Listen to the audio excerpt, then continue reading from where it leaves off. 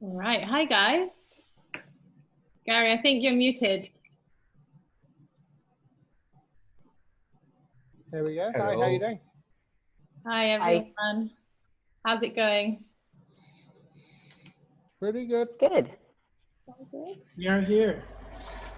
Great.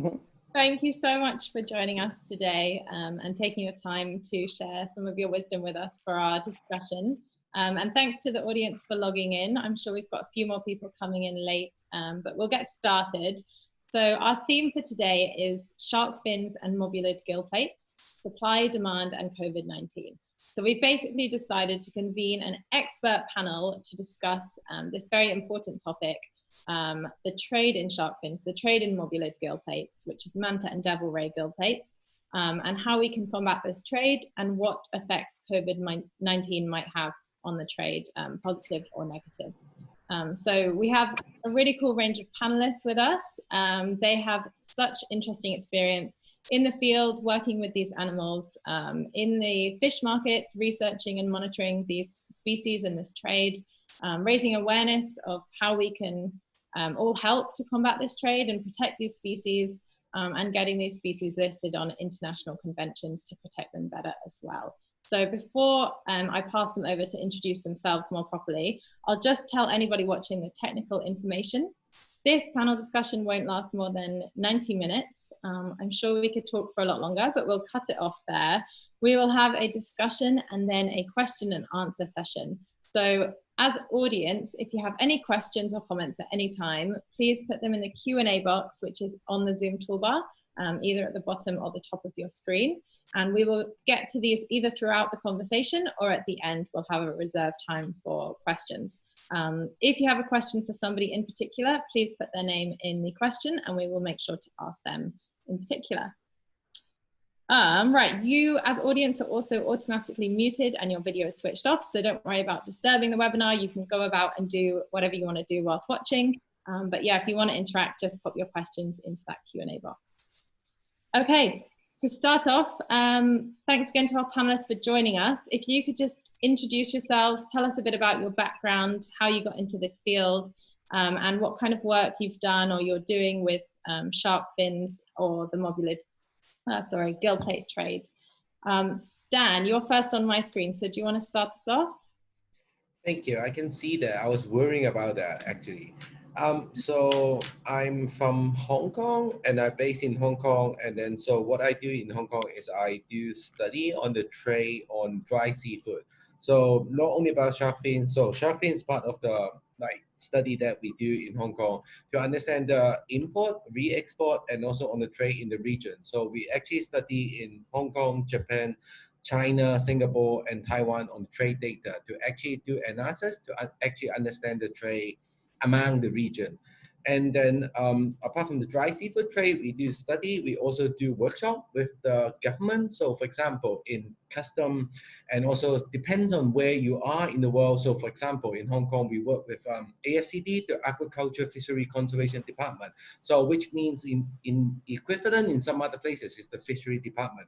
So we work with them actually to do a sharing session, how to differentiate or define which one is legal shark fin or which one is illegal. And for the gill plate, it's much more easier because it's all supposed to be in CITES. So which means they all have to have permit to actually either coming in on the country or getting out. So we do not only in the import in Hong Kong as a place or as a hub, we also do at the exporting country. So for example, we have done workshops in Colombia, in the South America, in Africa, West Africa, and different places. So that's how I get involved in the field and mainly doing research in Hong Kong.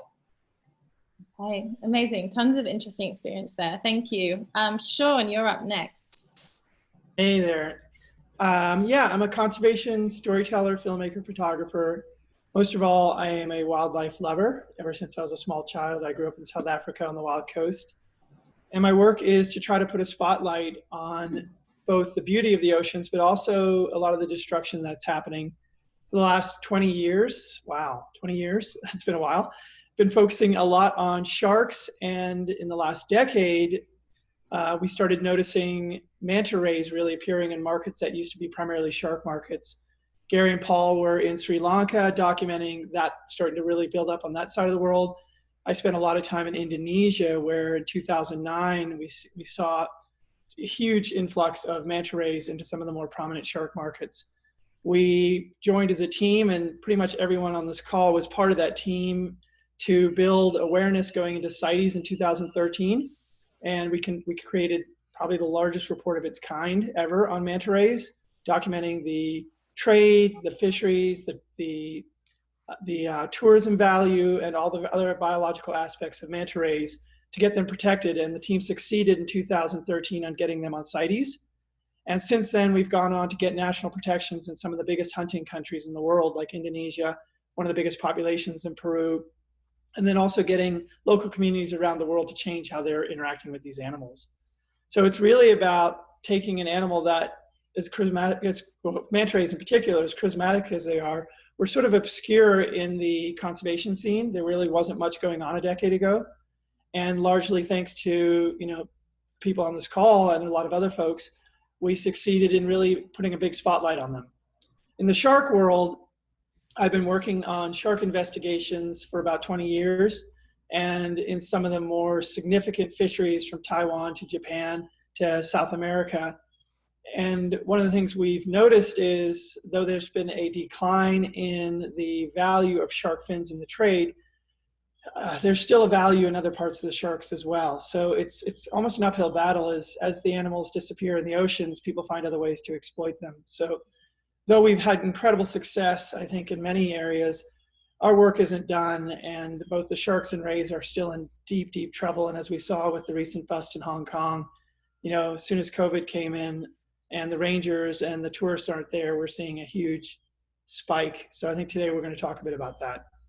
Yeah, looking forward to it, and looking forward to hearing some of the sort of success stories as well. It's always important to keep it somewhat positive. Right, Gary, you're next on my screen if you want to introduce yourselves. Right, yeah. So my name is Gary Stokes, and I head up Oceans Asia, which is a new organization we formed in Hong Kong.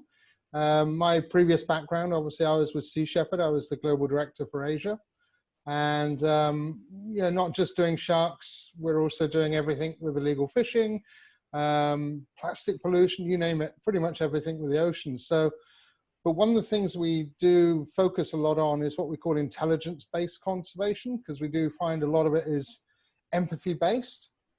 So working on, laws and facts and, criminal investigations.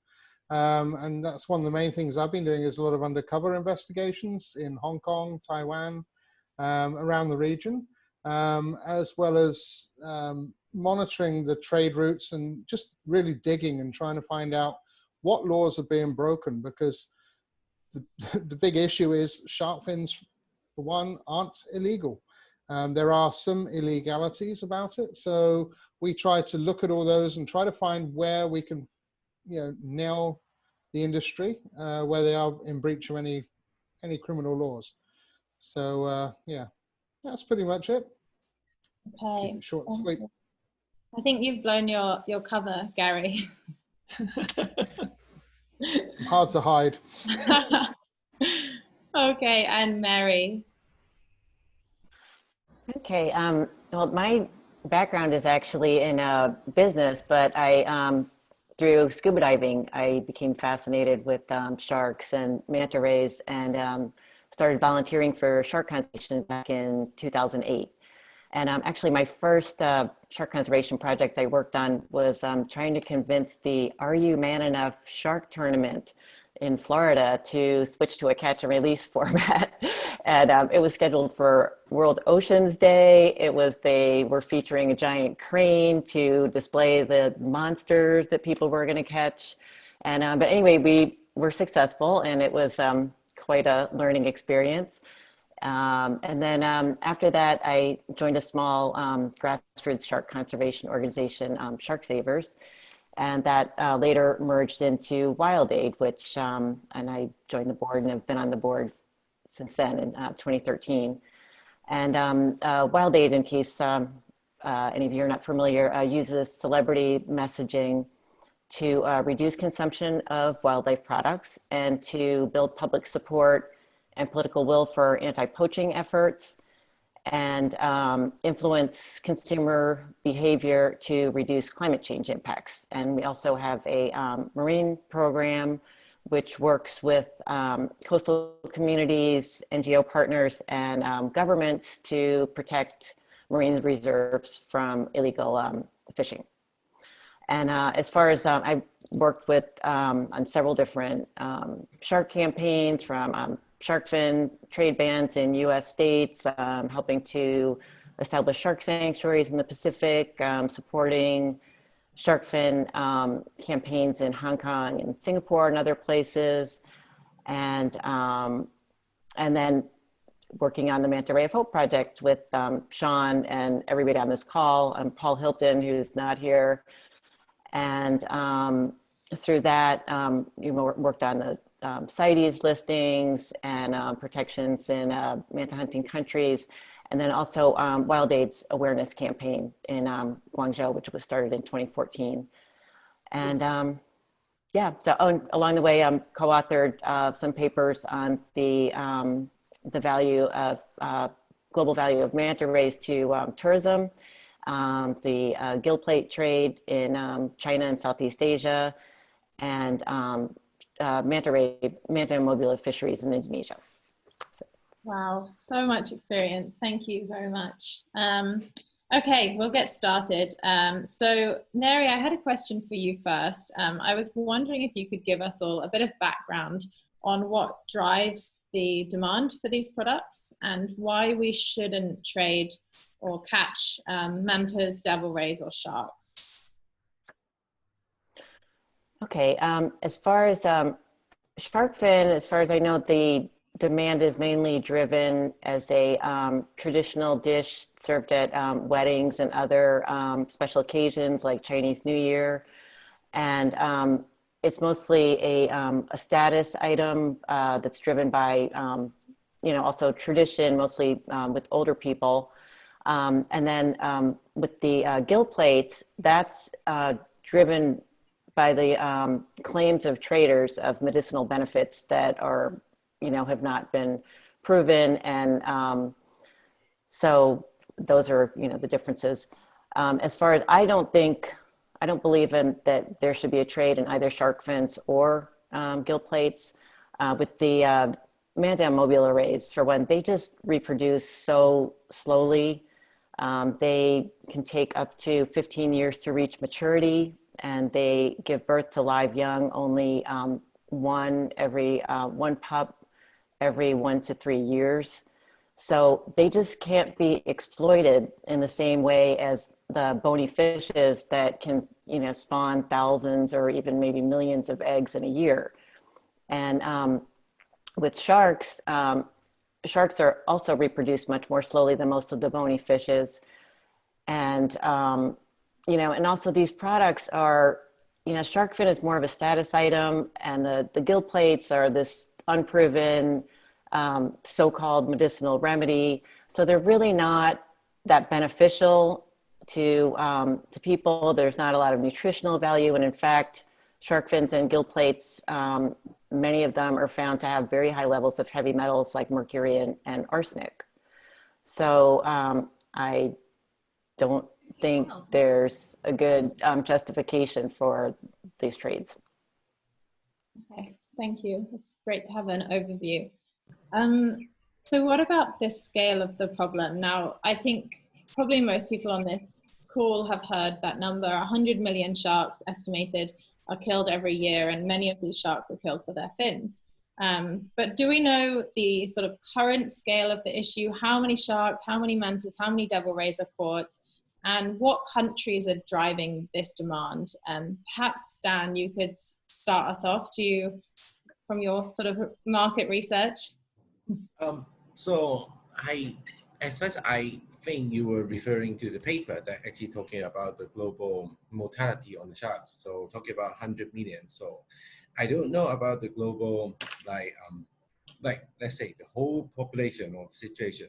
But what I understand, so from the Hong Kong market, what we understand is that we have done a species composition on the shark fin tray analysis through DNA method, etc.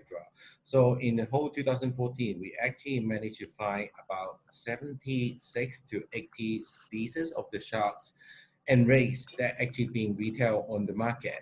So we also, based on that study on the DNA analysis, we found 1/3 of them are actually IUCN threatened, like recognized by the IUCN threatened category, that they are saying they are threatened in terms of the species, like either they were vulnerable, endangered, critically endangered, etc. So that's how we understand the scales in terms of the Hong Kong scales. And referring to your question, if you're looking at the whole global situation, I'm not sure, but I'm sure you're aware that was just a paper just come out yesterday talking about global fin print. So I think if you can actually look at the situational study, that's the only study actually looking at the whole global like shark status of the population or in different areas when compared to unprotected or within the marine protected area. So we are actually lacking of like such a research to understand the whole scale. But as far as I understand from the Hong Kong perspective, at least in the retail market, we found like 1/3 of them are actually threatened species based on the IUCN conservation status. Thank you very much. And Gary, do you have firstly anything to add to that? And secondly, maybe you could tell us a bit about sort of, is Hong Kong the main market for these products? Is China, are there other countries that market these products? Can you tell us a bit more about that? Yeah, I think, well, the first thing is these magical numbers that, you know, somebody will put out a number and then that's the number that's parrot fashioned across the environmental world. You know, it was always 73 million, then it went to 100 million.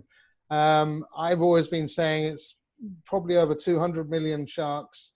And that was due to a paper that Pew put out just before the 2013 CITES. And just to put it into context, I mean, when people say 100 million, they think there's never that many sharks. You know, one of the last campaigns I did with Sea Shepherd, I went to East Timor and hunted down 15 big shark fin boats. These are big industrial vessels, and we boarded them with the Timorese police. We arrested them, and we went through their hold and you know, obviously documented what we had. Those shark boats were killing about 80,000 sharks a month. And they'd been there for almost a year already. And that's just 15 vessels. And when we think China has like 3,500, 4,000 deep sea vessels, Japan, very similar, Korea, Taiwan, when you add it up like that, it's very easy to get to 100 million and beyond. So I think the scale of it is still astronomical. There has been a lot of victories, which have been very positive. But you know, without putting a dampener on things, the trade is still there and it's still thriving. So it's not time to crack open the champagne just yet. You know, it really is. It's still a major issue, as we saw with the recent bust of 26 tons. That's just the one that's been caught. You've got to remember that only 1% of all containers entering Hong Kong actually get inspected. So if you send 100 of those and one gets caught, how many are actually getting through? And that's no fault of the Hong Kong customs. I mean, we have a very good system here, but it's just the sheer quantity that we're dealing with, the volume of you know, arriving containers. So, you know, I mean, I think we do need to really, you know, put it into context of the scale we're actually looking at, the magnitude. Okay, thank you. That's some quite shocking figures. Sorry. It's okay. I'm used to sort of depressing things happening in conservation. I'm sure we all are. All right, so Shawn, I know you worked with Mary and the others on the Manta Ray of Hope project, and you looked at some of the sort of numbers and scale for mobulid products in the markets. Could you tell us a bit more about that? Yeah, the mobulid numbers are very difficult to ascertain because prior to the work that we had done, there had been no research actually on the trade. And unfortunately, most countries don't do a very good job of cataloging and separating how they actually track seafood. We tend to objectify animals very quickly, and in the case of ocean animals, we just put them in one big bucket, seafood. And so even until very recently, even in Hong Kong and other places, there wasn't even separate identifiers for mobulid gills. And so there was no historical data whatsoever to go back on. And so we had to extrapolate from the largest fisheries from Indonesia, Sri Lanka, and other parts of, some parts of Latin America to come up with a number. And I think the number we estimated was about 100,000 mobulids. But that was back in 2013. And 100,000 is nothing like 100 million. However, when you put the context around it, let's just talk about manta ray populations. They're inherently tiny. Like, for example, in the island of Kona, which is one of the biggest manta dive destinations, I think that the latest number is maybe 400 manta rays. Like, that's the population for the entire island. And a single vessel, if that was actually a fishery, could wipe that out in a few months, because these animals are highly vulnerable. They come up to the surface to feed often, and all you have to do is drive a spear into their head. And where they've been hunted, you can see their populations disappear very quickly. In some places, in just 5 years, entire regional populations have been wiped out. And historically, they're big animals. It's a lot of animal to bring on a boat, and the meat goes rancid very quickly. So there wasn't a lot of value in manta rays and mobulids historically. However, with the resurgence of a health tonic in China called pengyusai, I think that definitely sort of spiked with SARS, and it's meant to sort of clear out fever and sort of balance the body, and it can take, theoretically address chickenpox. All of these have never been proven. In fact, it doesn't do that. But with the resurgence of that trade, suddenly we saw artisanal fishing communities transform into industrial fishing operations. And one of the biggest, if not the biggest, fishing operation for manta rays, a village in Indonesia called Lamacara, in one single year they killed 1,500 manta rays. And those were oceanic manta rays, and it wasn't just a local population, it was the entire Sabu Sea, which is the southern part of Indonesia, between Australia and Indonesia. And very quickly, what we noted were declines of probably 60, 70, 80% over a period of less than a decade. And so we see trade playing a very significant role in impacting these animals. And obviously shark fins. Who was eating shark fins before the commercial trade kicked in, right? Maybe emperors and a few others. Sharks are scary to catch. And what's the value of cartilage in a fin, right? It's tasteless. So it's really, people talk about culture and they talk about tradition, but these are things that really popped up in the 70s, 80s, and 90s, and it was really very little to do with culture and a lot to do with commercial exploitation, very much like you might see someone drive fashionable shoes or purses and things like that. And so we've seen the same thing happen to these manta rays. And what the work that this team and Paul Hilton and Wild Aid and other groups did was really put a spotlight on that and successfully listing on CITES.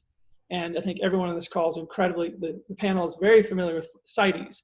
CITES is the only international body to regulate with binding provisions, regulate the trade in these endangered species. And what that says is without a permit that demonstrates that you're not doing detriment to the population, if you can present that finding, then you can, in a regulated basis, trade. Historically, I think there's been one non-detriment or maybe two ever presented on sharks and rays, because the fact is, and I'm going to say this with confidence, you can't sustainably harvest these animals, quote harvest, because you harvest corn and other crops that you raise. These are wildlife. These are animals that grow slowly, reproduce slowly, and inherently have very limited populations that aren't really designed to be hunted. So we were successful with CITES in getting them listed along with, I think, a total of 38 other species of sharks and rays. However, that's just a first step because CITES only protects international trade. It doesn't regulate the usage on a domestic level, which means a fishery can continue in that local market and use it locally, and CITES has nothing to say about it. So I think the real work happening now is to look at these domestic markets and understand the impact of fisheries. And in the instance of sharks, for example, as long as you have commercial longliners and gill netters out there, the sharks don't know that they're not allowed to be in the nets and on the hooks. They bite the hooks. And if you're a fisherman and you have a 50 cents or $1 stainless steel hook. You have a choice. You're either going to retain that hook and you're going to chop that shark, or you're going to cut the line and let the shark go. And inevitably what happens is they continue to kill the animal even if they don't keep it. So we have a lot of work to do in terms of fishery reformation to address what's happening still. And Gary made a point, this is not the time to crack the champagne. We start with those regulations, then we get down to actual practices. And I think the practices now is we need to really look at how we are interacting with the oceans. And manta rays, for example, anyone who's done some diving, and everyone on the panel has done enough diving to know that you see so many of these animals that have injuries from fishing gear because they're big, wide flying saucers flying on a plane and lines go like this. And so they're always getting cooked in nets and lines. And the ones we see are the lucky ones that still made it. There's a whole lot that didn't make it, that die and suffocate at the bottom of the ocean entangled in gear. So what I'd love to do is to see us really look at what we're actually putting in the oceans in terms of long lines and nets and other fishing gear, to start creating safe spaces for these animals where they can actually swim through the water without the threat. And that goes for sharks, that goes for mantas and any other species. Okay, thank you. So we're talking about increasing marine protected areas here. And I know, Mary, you did that huge paper looking at the economic value of manta rays for tourism. And that paper, I think, if I'm not wrong, went on to help a lot of governments to realize that they should value manta rays more and perhaps protect them in those waters. So perhaps you can tell us a bit more about that research and the implications that it had. Okay, that paper, it came out of the Manta Ray of Hope report. We had did some preliminary research on the value of manta ray tourism in that report, and then decided we really needed to develop that into a peer-reviewed paper, because a lot of times governments don't want to look at your information unless it's been peer-reviewed. So, and we were hoping to get that done in time for CITES. It wasn't actually published in time for CITES, but we had the data, and what we were doing was going around to the various countries, like I pull out the data for Indonesia, and then we would go to talk to somebody from Indonesia, pull out the data for Thailand and so forth, and try to say, like, look, this is what the manta rays in your waters are worth to you as for tourism. And in fisheries, in Indonesia, we had some data. In other countries, we didn't have so much. But they know the fishery value is just so minimal. And I think making that argument, a financial argument to governments is helpful, because but one of the challenges is that getting the money into the hands of the people who are losing money by not being able to fish. So, and that's something that Shawn especially has been working on in Lamacara that he mentioned. That's a place that doesn't have any tourism infrastructure. So it's difficult to say, oh, why don't you switch from, hunting manta rays to tourism, when they're like, there's no place for people to stay. How are they going to get here? All that kind of stuff. So, so it's a start. And it's something where at least most of the major manta populations that we're aware of are in tourism areas, because we know about them because people dive with them. So, and the dive operators and resorts that take people to dive with manta rays, it's really their responsibility to make sure that these the communities, the coastal communities, benefit, and it's not the revenue's not just going into the pocket of what may be a foreign owner. So there are challenges, but the tourism is definitely a big important way to influence governments to protect these animals. And similar with sharks as well. Yeah, I've seen there's similar papers on sharks and coral reefs, and it's a great sort of incentive. Thank you. Okay, we've had an interesting question come through on this topic for Stan, and the question's from Fanny Wright, so thank you for asking. She said, Stan, you said you work with export countries. Do you have examples of alternative income projects for the fishers that have been successful and effective? What lessons can we learn from your experiences? You're muted, Stan, sorry. There you go. Sorry. Are you looking at the message from the group, or It's what's the on the Q&A. It's a message at the bottom from Fanny Wright.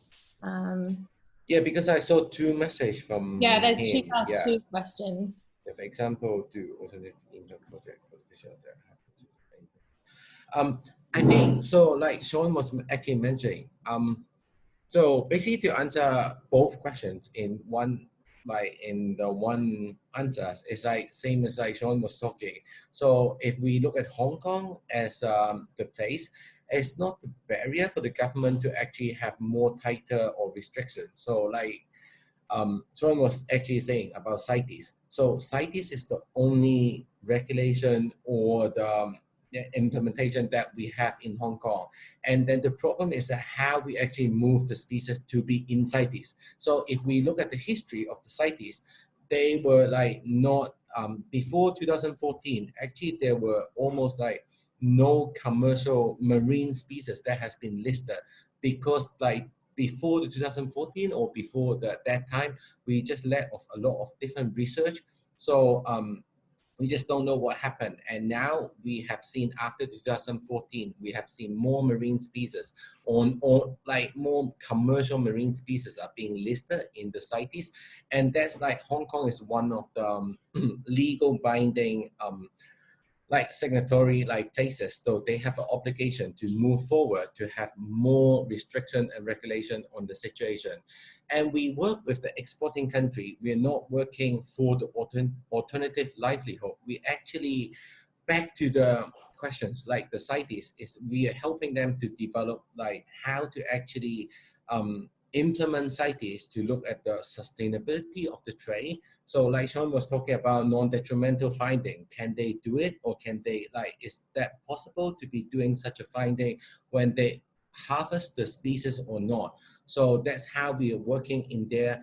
In like, instead of we coming from a Hong Kong places as an import places, going to exporting country to explain you shouldn't be doing this, you should be looking for alternative livelihood. We're actually looking at the regulation, how to actually implement and move the situation to be better, and move looking for the sustainability as an option. Okay, thank you. That's very informative. And Gary, did you have anything you wanted to add? So Fanny's also asked about what the main barriers to the government implementing tighter restrictions on the trade in Hong Kong are. What are your thoughts on this? Yeah, I mean, as any of us know, working with any government, I mean, it is the way we have to go eventually, but there are alternative methods. So in ways of reducing the flow and the trade, you know, I spend a lot of time looking at the shipping and the shipping, you know, trying to work out how we can reduce the flow, how we can make it more difficult for the traders, how we can make it more, you know, expensive for the trade. So when we've been working, I worked a lot with Alex Hofford and Paul and everybody else on here with the shipping companies, for example. They're an easier target. They are business people. So to work with them and actually get them to stop carrying. For example, we had, I found 2 40-foot containers that were carried by Maersk, and they were shocked when they found out they had actually been basically smuggled on their ships, even though they had a carriage ban. So getting these companies, and then they can form blacklists, and it just makes it harder for these traders to actually move the goods. And the harder it becomes, the more expensive it becomes. And obviously, the more that they're actually looking for these shipments as well themselves, they can then flag it up to governments. And when a shipper like Maersk or MSC flags it up to the government and says, hey, we need your customs help here, then that's when things really do start to happen. But I think there's multiple routes and avenues that we need to be looking at to tackle this. Okay, thank you. So we're sort of branching into the area of awareness raising here through sort of telling the shipping companies about what kind of products they're transporting and what they're involved in, if they did or didn't know. Shawn, I know you do tons with this. I mean, your photography is amazing and you use it to inspire people to want to protect these animals. How can this translate to people taking action to actually protect these animals, both in the countries where they're selling these products and in other countries around the world? I'll back up a little bit and talk a little bit also what Gary was mentioning, which is really important, is that everything that you can do to make it harder for people to profit from exploitation of these animals is a step in the right direction. And so you have supply side work, which is setting up protected areas, rangers, all those kinds of things. You have trade, which is everything when it leaves the water and gets into either a boat, into a warehouse, into an airplane, or into a shipping container. And then you have demand, where it's the place where the public interfaces with it. And if you can make it very difficult at each of those steps, you're making huge headway. Now, as Gary mentioned, there's a lot of ignorance around the actual process and that it's even happening, and companies don't even know that they're participating in it. And though the total value, you know, we're talking about significant value of like the shark fin trade is huge, to individual companies, it's typically a very small part of their business, unless you're a shark fin trader. So why risk the economics of your large shipping container business to be part of an illicit trade? It's better to not be a part of it. And so using awareness and storytelling and investigations and then putting that out in the press can have a huge impact, because, you know, as we've seen in various industries, when suddenly you get a black eye for your participation in a certain illicit business or consumer backlash, it can cost you and threaten the very core part of your business, which is your main revenue sources. So we have an opportunity here, and we've been using this for many years, for both governments, politicians, for people in industry, to not only present, which Mary did an amazing job on, which is the positive side, which is the economic value of keeping them alive. But that's the carrot, right? There's the stick, which is, do you guys really want to be known as illicit traders? Do you want to be complicit in the demise of these vulnerable species? How does that look to your consumers, to your customers? So really, you know, for example, there was a whale shark trade in China that was a facility that was targeting hundreds and hundreds of whale sharks every year. And Paul Hilton and I think Alex, and I don't know, Gary, you may have been involved in that as well, put a spotlight on that, and that went all over the world. And suddenly people realized that there was a huge activity happening in just one market. And it put a lot of pressure on that facility. And we've been doing that for years. And you don't always get it the first time. Sometimes you have to go back to the well again and again. But ultimately, we have seen the pressure of media. And we've seen, you know, we have all kinds of, you know, media activities happening right now in terms of human rights and civil rights that are putting attention to issues that have gone quiet for a while. So for me, I think imagery and storytelling play a huge role in this, because I think we have several layers that we have to address. Ignorance. The vast majority of people are going about their lives and they just don't know what's happening, right? And then the next layer is apathy, which is, okay, I've heard about it, but it's not my problem. Someone else is going to take care of it. And the final layer is greed, which is, I know I'm doing it, but I'm making money on it. And we have, through the various vehicles and mechanisms that we use, ignorance, we have the ability on a single push of a button these days, through various networks, through social media, and through traditional press outlets, to hit hundreds of millions of people with these stories. We don't have to wait anymore. We can blast it out to the world. And that can really suddenly put a spotlight on an issue that people didn't know about. And then through storytelling, when we get deeper engagement, we can turn that apathy into actually activity, you know, really get people to start becoming engaged and part of the process, because they realize it affects their lives or it affects the world that they care about. And then greed is the hardest one, because people know they're doing wrong, but they don't want to change because they're making money. And I think that's where law and enforcement comes in. That's where some of the harder edge of this work comes in. And that's where we have to really either work with governments if they're interested, or put pressure on governments, because that's how politics work, right? It's only when you raise the issue to a certain level, because there's so many issues, when you put pressure on these governments to say, hey, this is an issue that deserves your attention, and you are responsible because you control the laws, we need you to act, and we need you to enforce this. And, it was really both sad in one way for the recent huge bust in Hong Kong, but it was also great to see that shark fins made headlines around the world and that the government came down hard on it. 10 years ago, as all of us on this panel know, that would never have happened anywhere. Only good shark was a dead shark 10 years ago. And now it's making headlines, and the vulnerability of these animals and the need to protect them is making headlines, and we're seeing action. So I think if we can continue that trend and make it not only very difficult, protected areas, very difficult to move the fins and the gills, but also make it very costly if you get caught, and hopefully that includes both jail and fines, we can really continue to move the needle. But as Gary said, it's not time for the champagne. It's time to roll up our sleeves further and really commit to the next level of work here to finish the job. Okay, thank you. So going on that, Stan, have you noticed or has any of the sort of data shown that people in Hong Kong or other countries are actually wanting these products less, wanting to purchase these products less because they're realizing the value of these animals alive?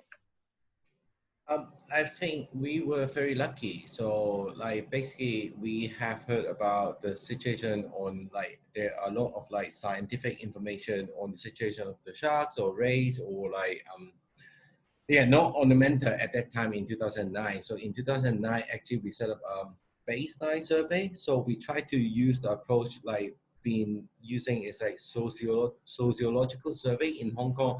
We try to actually interview thousands of people in Hong Kong about their consumption habits and consumption frequency, and also like you mentioned at the very beginning, consumption occasion. So some people talking about in weddings, some people is talking about in different banquets, but a lot of people actually talking about the wedding to eat shark fins. But actually when I look at the when I try to relate the total volume of the import of the shark fins compared to the total number of people getting married, either they start eating when they're getting divorced, because the number of people actually decreased on the marriage in Hong Kong in the 1980s, but the total import volume is actually increased.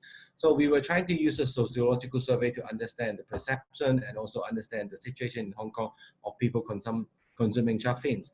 And very luckily, in 2014, we have seen, we have replicated the similar research by asking another 1,000 people in Hong Kong and try to see the difference. And then actually we found out more than 50% actually people, they start saying they decrease their consumption, either a little or a lot. And also some people in 2014, actually they said they have stopped consuming shark fins. And then we ask further question for people who say they decrease or they stop, and ask why do you stop or decreasing, and then they start saying because of environmental concern. So we have seen, because in Hong Kong there are different NGOs and campaigns and also in the world talking about the situation of the sharks. So very lucky we see some small change or people actually changing in Hong Kong. But however, in terms of a city like Hong Kong, how do we keep the momentum? It's very difficult. And also I'm aware of WWF and Traffic, they have done a lot of different research in the region, not only in Hong Kong, but also look at Taiwan and China. So I'm actually looking forward to see the results, to actually seeing the situation in the whole region. So I can only understand a little bit in the Hong Kong situation. Okay, thank you. That's very encouraging to hear that there has been some change in perceptions of these products. Gary, do you have anything that you want to add there, or add to that sort of main question of how we can combat the trade in these products? You're muted, by the way. Yes, yeah, no, I was actually just reading the other questions on the Q&A there. Mm-hmm. Yeah, I mean, I think Stan covered that perfectly. Yeah. I was just looking at Daniel's question there. I don't know if you want me to answer that one. Yeah, it was about so Daniel asked about the trade statistic figures and how they don't match up, and that was raised at the COP18. And I'm not so privy to the Manta trade statistics. I'm sure one of the other panelists would be better. But one of the big problems is actually the trade statistics themselves and how they're being recorded. And I mean, we were just tracing a shipment of shark fins that went to California, for example. Even though California has a ban, and they were declared as party favors. So when we start, yeah, no, this is actually true. Shark fins were traded as, or shipped into LA as party favors. So when we do start looking at these trade statistics, and this is where I do worry when we suddenly see these, some of the bigger NGOs sort of celebrating that, we're winning the battle, and, consumption has gone down, the trade statistics have gone down. It's like, have they actually gone down, or are they just being shipped as something else? We all know that, everything can be shipped as dried seafood, and, they're not lying. It is dried seafood, but it's not actually specializing being specific of what it is. As Shawn mentioned, it's all seafood, and they're not lying. But obviously, if there are laws in place about certain animals, especially like shark fin to California, which is completely illegal, going as party favors isn't going to show up on the trade statistics. Maybe Shawn might know some of the other countries where a lot of the mantas are actually being wiped out that aren't necessarily Sri Lanka and in India. We first found, myself and Paul first spotted these, the gill rakers in Marissa down in South Sri Lanka when we were filming blue whales. And we just went to the markets looking for shark fin, and we suddenly saw them cutting all these things out of these Mobula rays. And that was when we actually first started documenting it. And I think that's pretty much what spurned the Manta Ray of Hope project. From there on, Paul took it and ran with it with Shawn and Mary. But yeah, other countries, Shawn, I think you probably know better than most of us for that. Yeah, and it's a difficult one because most countries don't technically even own up to the trade in these products. As you just mentioned, one of the countries where they're technically and legally protected, but they've been historically hammered is Mexico, Sea Cortez. And the reason being is they would, basically licensed out that entire, what was one of the richest sea basins in the world, to foreign fishing vessels from Asia to string infinite numbers of gill nets across this incredible corridor. And so massive numbers of mobulids, massive numbers were being caught every single year, and still being caught, many of them still, because again, even though they're technically legally protected, nets don't distinguish. Oh, you're protected, now don't run into a monofilament net. And so there's been a significant hit on these animals continuing in that area, which is one of the things that we have to, again, come back to, which is there's legal protection and there's actual protection. And, even Gary mentioned, again, there's technically, okay, we stopped the shark fin trade, but what about the seafood trade? It may be shark fins, but it's also seafood. So something that I think, sort of stepping back into how do we fix this, which is as long as we look at wildlife as commodities, we're going to have this problem. Because when I talk to an average person on the street about the shark fin trade, I'm not actually speaking about an animal, a sentient wild animal like an elephant, like a tiger, that is dying at the hands of people out in the ocean exploiting this animal, right? So, so it's a statistic, and statistics are that. They aren't really emotional. So you've got to marry the two. You've got to bring together both what we're talking about here. And if anyone spent time with a shark, every single shark has a personality. It has its own behavior. It has its own life. Some of them live for 50 years. Some of the Greenland sharks live for 300-400 years. They've literally seen the entire transformation of our oceans since their birth. And, up in Greenland, they're burning them for oil. Like, what the heck, right? A 400-year-old animal.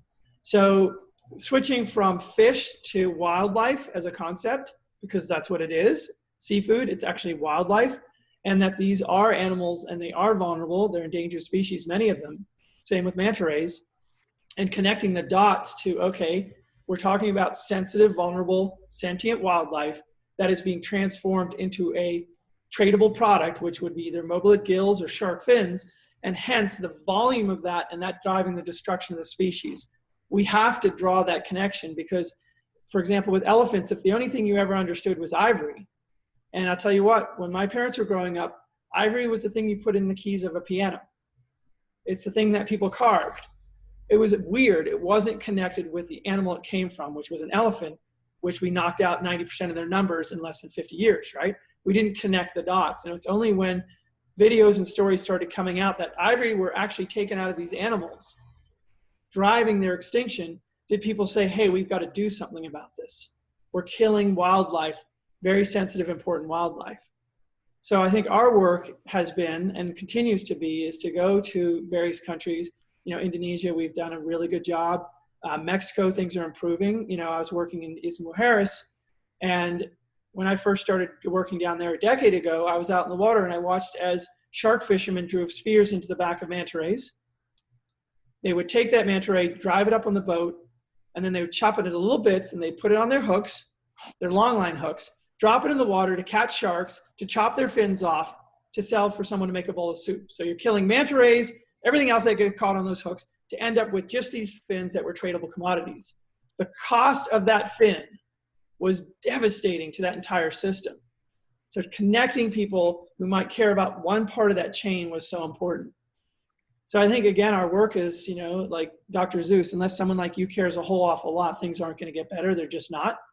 And Cousteau, we protect what we love.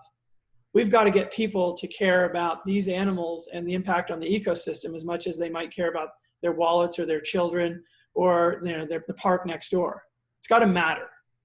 Because if it doesn't matter, we will continue to track these statistics until these animals go extinct. And I don't think anyone here really wants to see that. So it's the marriage of these approaches that is the formula by which we get this change to happen. Okay, thank you. That's so highly important. Yes.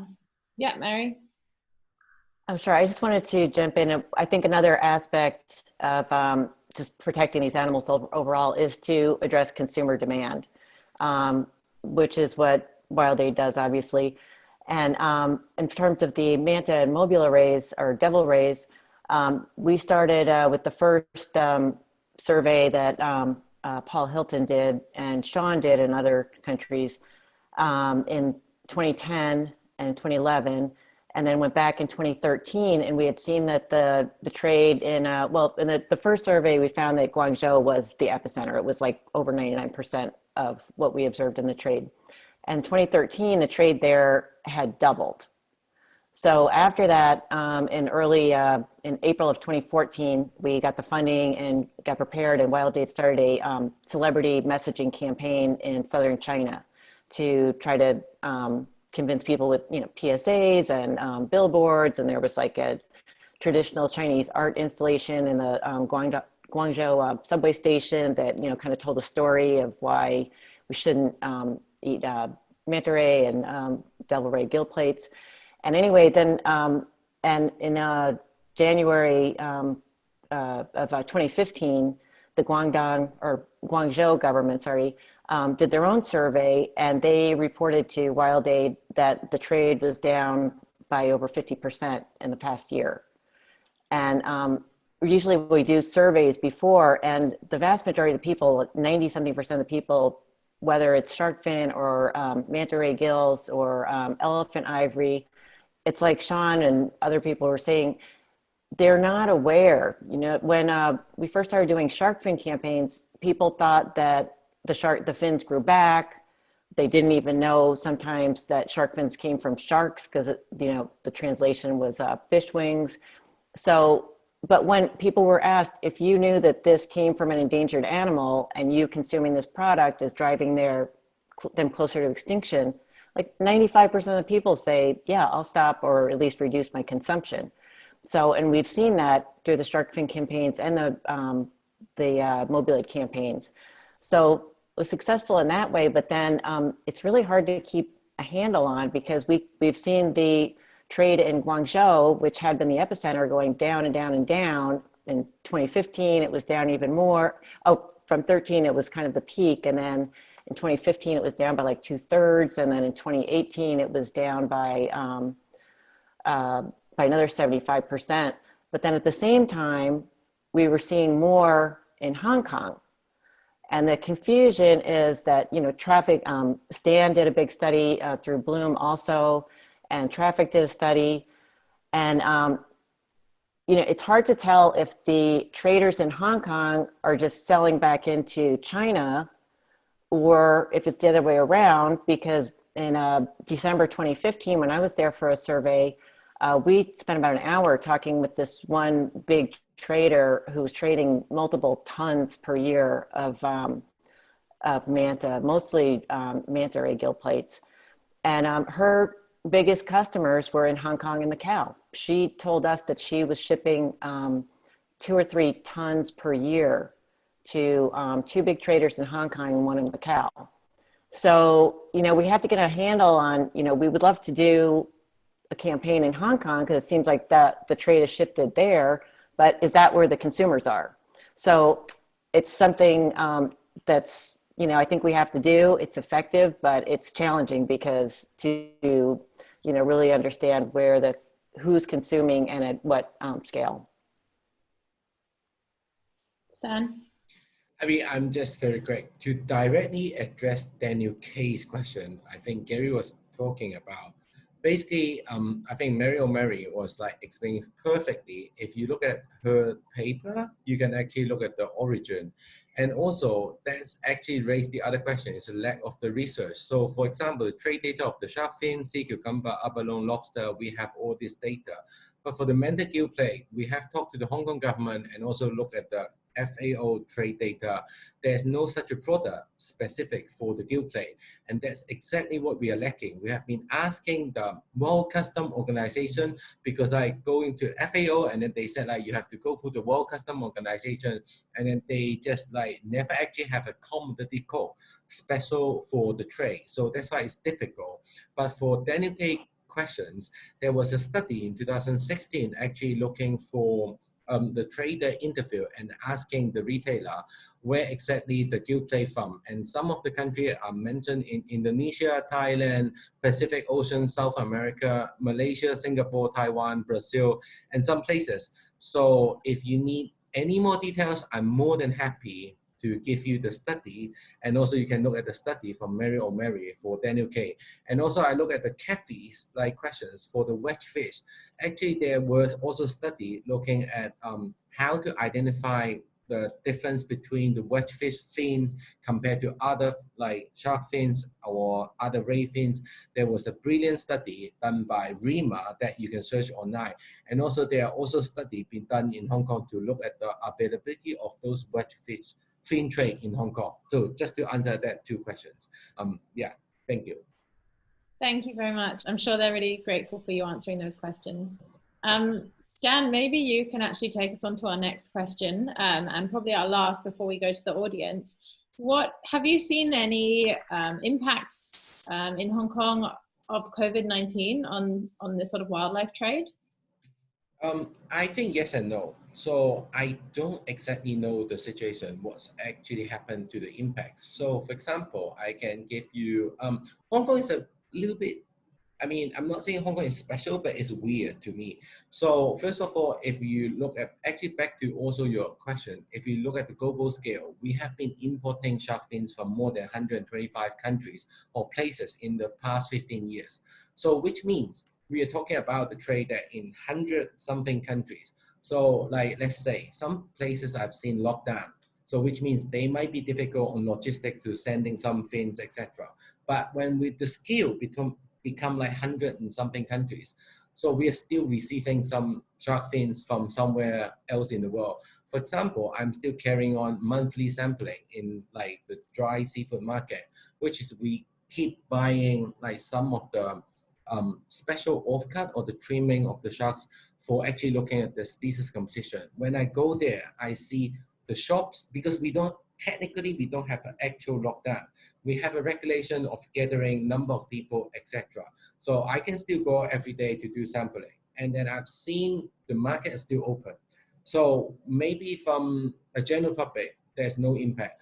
But when I actually ask the shop, can I find those products? Can I find this? They actually replied to me, some shops, they would have those products, which means the trade is still going on. But some shops actually explained to me, because of the logistical complication between even Hong Kong and the border and also from the source country. So we have seen some shops are not able to sell the products that we are looking for but we also see shark fins or sea cucumber or dry seafood trade. They're just like business as normal. But on the other hand, I would love to actually look at the trade data, because actually they can tell me what's happening. So even when Gary was mentioning one of the biggest seizures, it was actually happening in May. So which means it's the coronavirus is around like everywhere in the world. So you can see cargo is still coming in, but the actual impact, not until 2020, like December, I don't know yet. I would expect there would be some decline because it's already shown in 2019. But when I have to also, like when people just look at Hong Kong, it's relatively difficult to say. So I always look at not only Hong Kong, but look at Singapore, look at Japan as a region to see if we are declining, are they also declining? And then to try to compare. So I would say yes and no. So for the virus situation affecting the trade. Okay, thank you. And just one more thing for you, Stan. Sorry, Shawn, I'll go to you in a sec. Shawn mentioned earlier that the sort of mobulid products had been marketed sometime during the SARS outbreak. Correct me if I'm wrong. Have you seen any sign that people are marketing these products now as cures for COVID-19? I think it's also the thing to me, I don't see that is really out in the marketing. So maybe that's also, if we look at the outbreak, the reason of the situation for this coronavirus, people talk about wildlife trade. So some country, like the adjacent country like China, they actually stop talking about all this wildlife, and then they have a lot of different like implementation on stopping illegal wildlife trade. So you can see they start like, I'm not saying they're covering, but they try to get away from the wildlife trade. So they're not actually talking a lot of like the prescription or the perception, etc., that we have seen from the marketing perspective. But like Shawn was talking about, like that was during the SARS. But at the moment, at least, and very luckily, I have never actually aware of such like advertisement on like eating wildlife like thingy for actually as a cure for the coronavirus at the moment. Okay, good. Okay, over to you, Shawn. Yeah, it's interesting what's happened with the corona outbreak, pandemic, and the global shutdown. We'll see where it ends up in the trade, as Stan said, later this year when we get the numbers. But on the poaching side, you know, I hear all this news about nature's getting a breath. And, you know, I wrote a story recently about that. Maybe in highly developed countries where people can afford to stay home still and they're not commuting big, you know, they're 60 miles a day to their office, and there's less CO2 emissions for a little window. But on the front lines, from our national parks to our, you know, reserves in Africa to the marine protected areas, we're seeing an unprecedented assault on these areas because there's a lot of the rangers were on lockdown and are on lockdown. A lot of them are unfunded. You know, Mexico cut 75% of their CONAP, which is their national parks budget. And we're seeing no tourists. And tourists are honestly a huge part of protecting, particularly in the marine space, these areas, because otherwise it's open water. Tourists are, it's either fishermen or tourists, and there's no one else out there. It's not like people are out for a walk. So what we're seeing right now is reports from around the world of an assault, a real brazen, broad daylight assault on these parks. And in the marine life has not been accepted. I get stories from various parts of the world of literally mantas piling up on beaches that were typically protected areas. We're seeing marine protected zones where you have fishing boats sitting on the top dive sites, dropping nets and lines. And in a lot of these developing countries, those boats are opportunistic. They carry spears, they carry hooks, they carry lines, they carry nets. And if there's manta rays, they're going to take them. So we're seeing a crisis unfolding, and it doesn't just end with, you know, if this pandemic comes under handle, it doesn't just end there, because a lot of these businesses have been hurt so bad that they're going into shutdown mode. And it's the frontline businesses, the tourism, that often is the only alternative to these communities. And if they want to either feed themselves or have the money to protect their waters, it requires income. And so if you look at coronavirus as a wave, it's a small wave lapping up on the beach. Coming behind it is a tidal wave, the economic impact and what that's going to hit in terms of creating resources to protect these animals.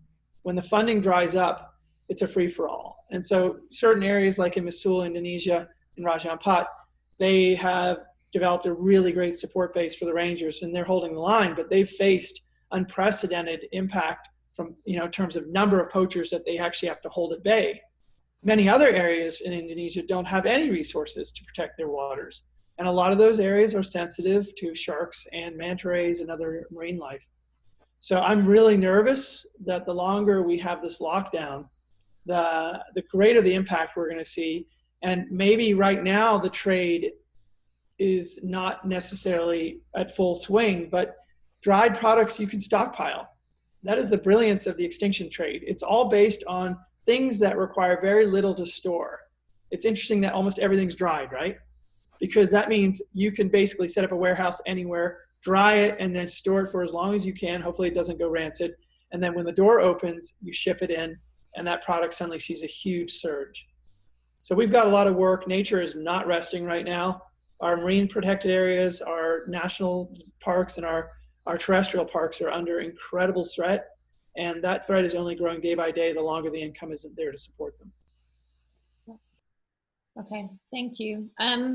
We've had a question sort of related to this from Sharks for Us, asking about your opinion on what do you know about the Chinese ships in the Galapagos and how much does the fleet affect the mobulids out there? Perhaps, Gary, you can tell us a bit about, going off what Shawn was saying about the lack of rangers, how do we sort of control fishing at this time when there's nobody out there to control it? Yeah, I mean, I've been watching this fleet off the Galapagos. Even last year they were there. And yeah, I mean, if you actually start looking on Global Fishing Watch or Marine Traffic, you'll actually see clusters all around the world of these long, far distant fishing fleets. Just going on what Shawn was saying as well, I remember back in the Red Sea, and friends of mine who were running a dive resort there, when they had that terrorist bombing and the Russian plane blew up or whatever it was, no tourists came. All those dive masters who were working there suddenly had no tourists. They had no income.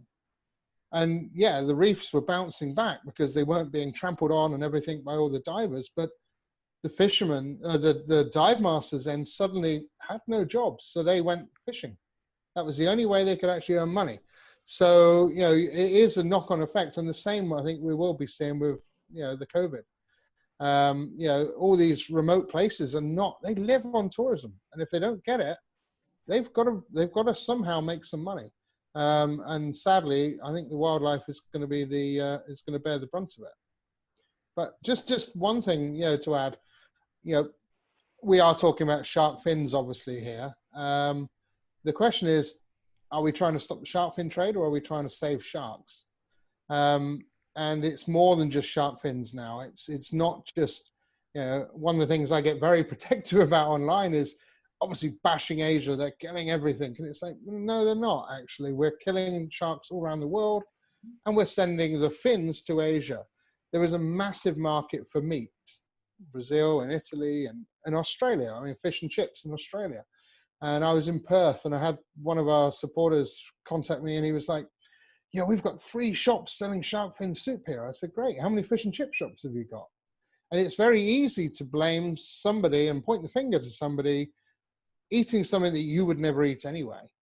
But as soon as you tell them in Australia, stop eating your fish and chips, it's like, what? No way, And the same goes with cartilage and liver oils and everything else. So we do need to extrapolate from just the fins. It's actually everything.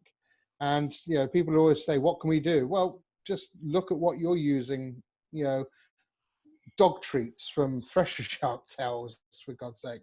It could be anything. So I think that's something to add. Okay, thank you. Very, very good point. Mary, do you have anything you want to add to that question or anything that the others have said?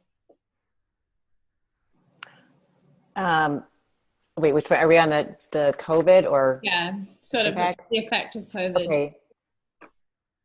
I would say I don't know. I can't add more to what Shawn said about the the impacts of lack of funding and lack of tourism. So I don't know other than that what impacts there are on the trade in shark fins and gill plates.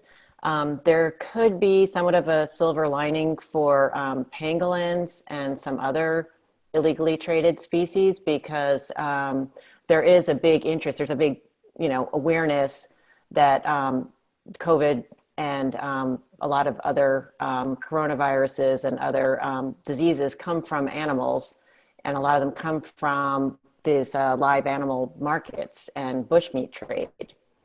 So there is a big interest from a lot of governments to, stop the bushmeat trade in Africa and, clamp down on these wildlife markets in China and throughout Asia. So hopefully that will, that will result in some conservation wins and prevent another horrible pandemic like what we're going through now. But other than that, I don't know. For the marine life, I think it's more negative, unfortunately. Okay, thank you. It's good to think of a few of the positives or potential positives. And that brings me on to my last question for you all. I think we've answered quite a few of the audience questions throughout, but we might get the chance to address a couple more at the end. But perhaps, Shawn, you can start us off. Why do you keep doing this? What gives you cause for hope? Interesting. I don't use the word hope a lot. I use the word inspiration. I'll be very specifically why. Hope is somebody else will take care of it. I hope the weather gets better. I hope something happens. Inspiration is the breath you take in before you take action. So the only rational course we have right now as a species is to take action, to do something.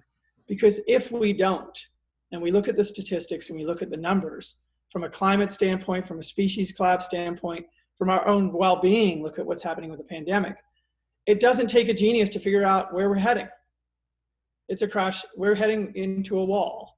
So we can sit back and do nothing, or we can take action. And for me, the only rational course is to take action. So every day that I wake up, I know that by engaging in the issue and by doing something, I'm reducing the probability of what could be an inevitable negative outcome. And what I feel, though, right now is more and more people are starting to realize that the hands of our future is in each of our hands. We're all playing a big part of this. And we have the ability now to reach people and to push a button. When I first started, you had to convince a newspaper or magazine to publish a story that they really weren't that interested in. Now we're all self-publishers. We're part of networks and communities, and people are engaging. And we're seeing movements happen in just days instead of years. And we can spark an issue and it can travel around the entire planet in just 24 hours. So we have the ability to wake people up and engage in ways that we never did before. And we're seeing changes happen. We're seeing places in the world that have stood up and protected species and habitats. And we've seen massive rebound. We've seen close to 40 species, 38 species of sharks and rays listed on CITES, whereas I think there were 2 or 3, great white and whale shark and one other maybe, back in 2010. So in a decade, we've seen an order of magnitude increase, 2 orders of magnitude increase in the willingness of countries to protect marine species. And we're seeing activities, we're seeing, like, for example, with the bust in Hong Kong, we're seeing governments taking the issue seriously and actually bring down penalties and actions on the trade in these animals. So for me, is it enough? It's not nearly enough. But is it movement by certain individuals and groups in the right direction? Absolutely. And that's all we got, honestly. If the people listening aren't interested, these animals are going to disappear. If the governments decide that it's not worth their time, it's going to be an inevitable outcome. And so it's each of our collective responsibility to make it a priority, in addition to our income, in addition to the food on our table, in addition to our families, to make the well-being of these other species on Earth. And there's a lot of them that are disappearing quickly, to make their well-being connected to our well-being, draw that line and do something. Maybe it's just one thing to make that one change in your life to start protecting these animals. And I'm seeing that happen. I think youth are playing a huge role in this, because when that kid sits at the table and starts poking their mom or dad again and again, you got to stop doing it. Eventually they're like, okay, I can't hear this anymore. I'm going to change.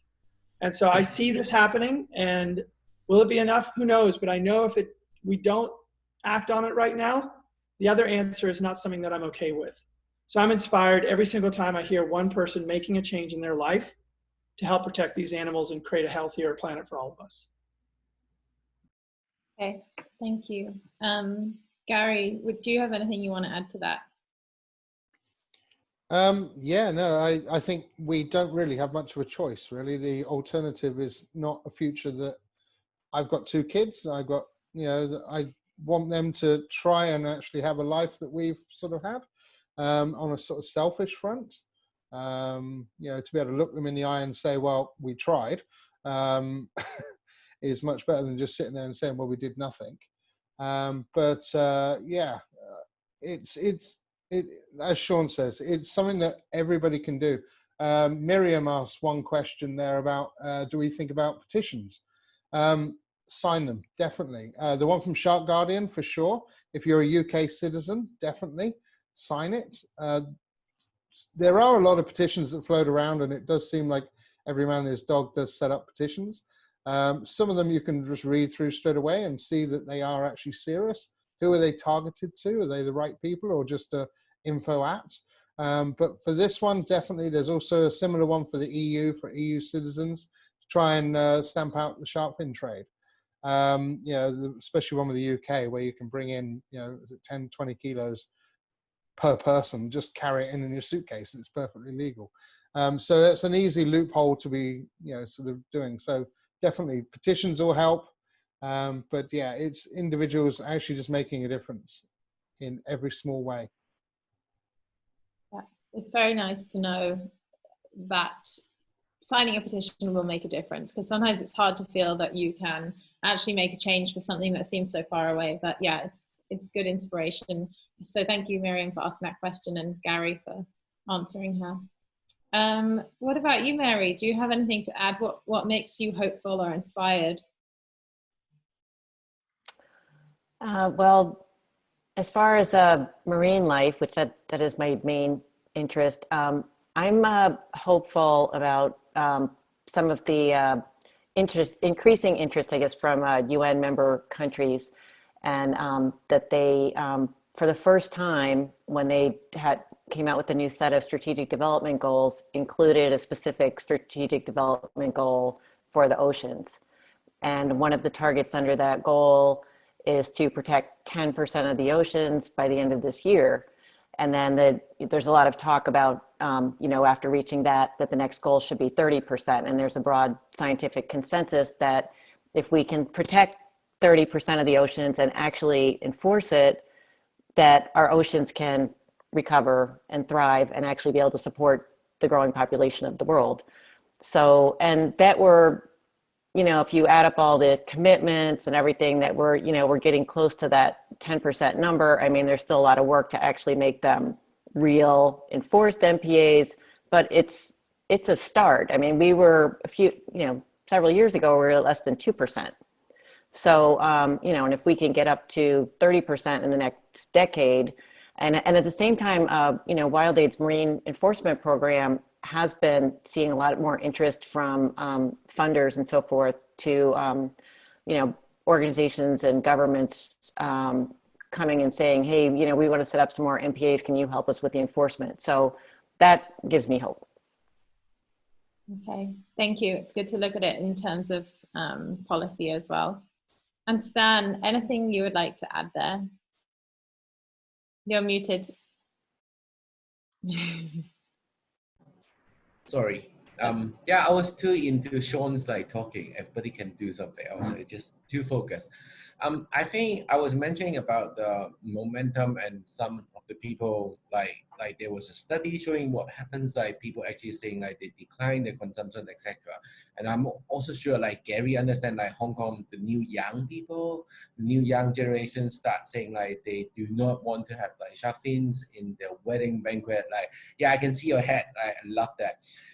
So like that's from general public, but I think the other thing is like we in Hong Kong, we look at the general public, which is the like people, what they're thinking, but like, yeah, like doesn't really care these days, like what people think. But when we look at the government level, so like I think tonight we have been talking about seizure, one of the biggest seizures in the world, like 20 something tons that has happened in Hong Kong.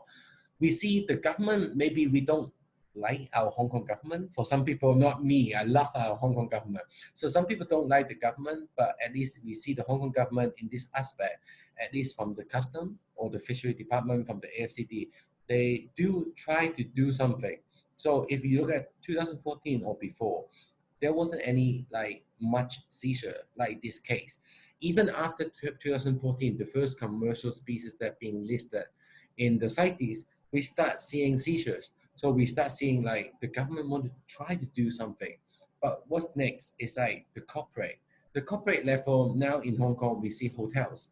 Like if you go to the 5-star hotels like Peninsula or some like Marco Polo, Mandarin Oriental, they actually do not serve shark fins. So like you can see they start changing.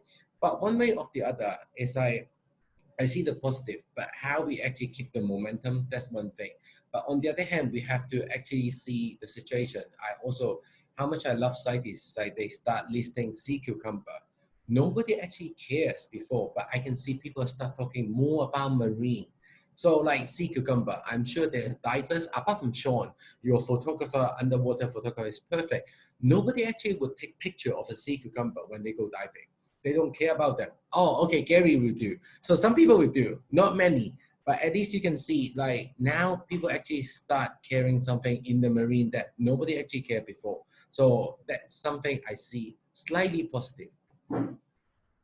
Okay, thank you. It's good to hear a few positives, and that the younger generation is perhaps more aware and more willing to fight than the older generation in some cases. Guys, that brings us pretty much to the end. I just want to thank you all so much for joining us and sharing all of your wisdom and sort of inspiration with us. It's been very inspiring and informative to hear you all talk after all the experience that you have. Would anybody like to add anything before we sort of sign off? If you do, you can raise your hand. No one? Okay.